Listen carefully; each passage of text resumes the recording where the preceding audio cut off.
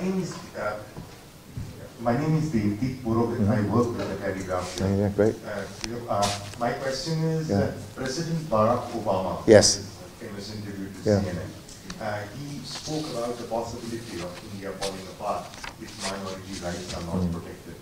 And in your initial remarks, you spoke about the US, for US, East and Northeast is very important. You may be aware that a part of our country, Manipur, is burning over the last 2 months. So many people have died, and there are attacks on Christian minorities. As US government, is it a concern for the US establishment?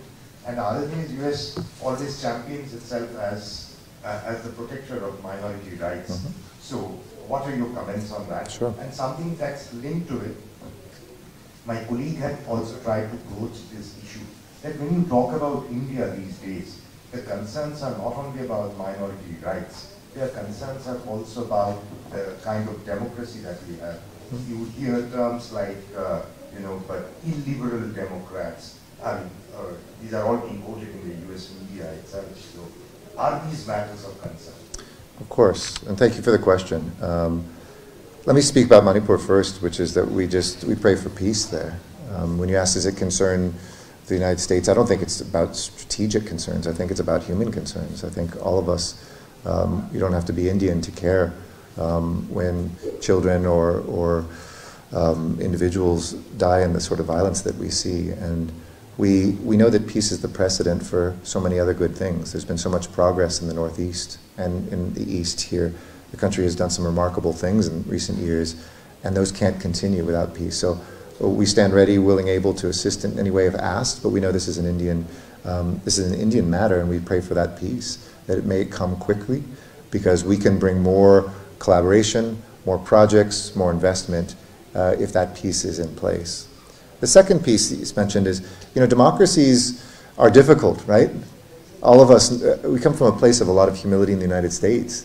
Protecting minority rights is not easy to do in the United States. Democracies are both about majority rule and all voices being protected. And so those are our values. We talk about them, or we talk about them in an unabashed way, and we believe them deeply in our core. They're reflected in the documents of our country as they're reflected in the documents of yours as well. And democracy is not something, as our Vice President talked about at the state luncheon, that is just about establishing democracy. It's about maintaining a democracy always.